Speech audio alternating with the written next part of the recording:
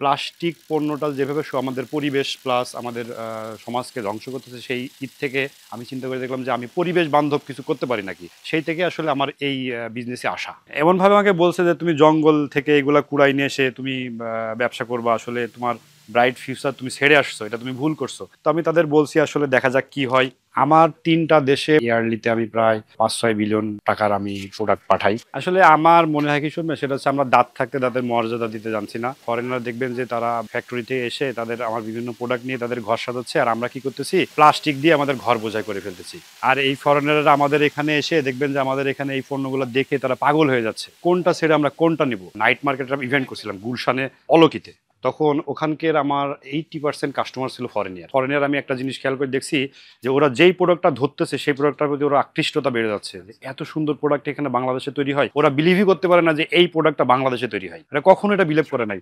ওনারা আমার সাথে ওনার সাথে পার্সোনালিও কথা হয়েছে যে তোমরা এত সুন্দর কাজ করো বাংলাদেশে, এটা তো আমরা জানতামই না। ফরেনিয়ার গুলো আসলে তারা পরিবেশটা নিয়ে অনেক চিন্তা করে। আমাদের দেশে এখনো ওই ধরনের গ্রো করে ওঠে নাই, তবে আমরা চেষ্টা করতেছি যে এই জিনিসগুলো আমাদের বাংলাদেশের মানুষজনকেও বোঝানোর জন্য, যাতে পরিবেশ বান্ধব জিনিসপত্র ইউজ করে, যাতে আমাদের পরিবেশের কোনো ক্ষতি না হয়। 80% মানুষজন এটার মর্ম বুঝে না, প্লাস্টিক নিয়ে পড়ে আছে।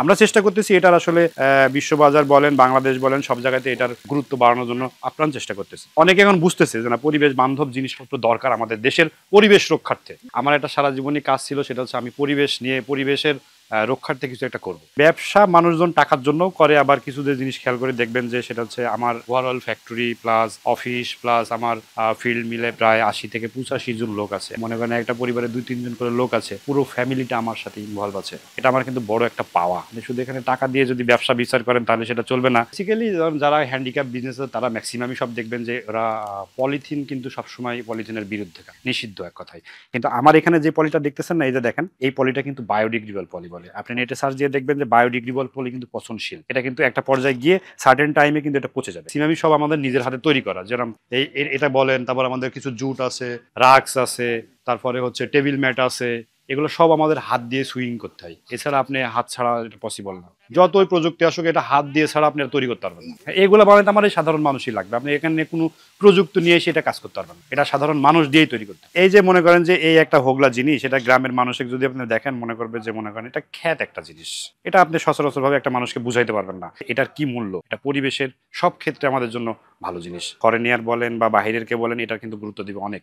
মনে করেন যে বাঙালি এটা মনে করে যে এটা গ্রামের গোয়াল ঘরে থাকবে, গ্রামের মাঠে ঘাটে পড়ে থাকে, এটা আমি কি নিয়ে এসে আমার বেডরুমে কেন রাখবো বা আমার ড্রয়িং রুমে কেন রাখবো, গ্রামে কুড়ে ঘরে এগুলো তো রাখার জন্য। কিন্তু আসলে তো সেটা না, আমাদের নিজেরই মনে করি না আমি এটাকে নিবো না। কিন্তু একটা ফরেনিয়ার কাছে কিন্তু অনেক মূল্য আছে। কোনো একটা গাছ লাগাবো, এটা কিন্তু পরিবেশ বান্ধব। এটা আমার গাছ যদি মনে করেন কোনো কারণে নষ্ট হয়ে গেল, এটা কিন্তু আমার পচনশীল, এটা পচে যাবে, আমার পরিবেশের কোনো ক্ষতি হচ্ছে না। কিন্তু সেম জিনিসটা যখন আমি প্লাস্টিকের একটা জিনিস দিয়ে এটা তৈরি করবো, প্লাস্টিকের টবের ভিতর রাখবো, এই জিনিসটা মনে করেন যে কোনো কারণে টবটা ভেঙে গেল, এই জিনিসটা কিন্তু পরিবেশের জন্য একটা ক্ষতিকর দিক হয়ে দাঁড়াচ্ছে। এই যে এই ল্যাম্পটা দেখতেছেন, এটা হচ্ছে বেত দিয়ে তৈরি। হ্যাঁ, এই বেতটা কিন্তু আমার বাংলাদেশে পাওয়া যায় না, এটা কিন্তু আমাকে ইম্পোর্ট করা লাগে। একটা জিনিস ভালো লাগার দিক কি শুনবেন, সেটা হচ্ছে আমার ফ্যাক্টরির জিনিস বিভিন্ন দেশে আলো দিচ্ছে, এটা আমার একটা ভালো লাগার দিক আছে। এটা একটা মিরর, আমাদের দেশের আসলে মা বোনদের হাতে বানানো মিরর। এটা অফিস আদালতে যে ওয়েস্ট বাস্কেট গুলো ইউজ করা হয়, এটা দেখেন আমাদের কিন্তু পরিবেশ বান্ধব, এটা ওয়েস্ট বাস্কেট। হ্যাঁ, গুলশান বনানী অনেকে এগুলো অনেক অফিস, কর্পোরেট অফিস ইউজ করে। বড় বড় যে গাছগুলো আছে, এই প্লান্টারের ভিতরে গাছ লাগে, এগুলো ক্যান দিয়ে তৈরি, বেতের তৈরি এগুলো। এই যে দেখবেন যে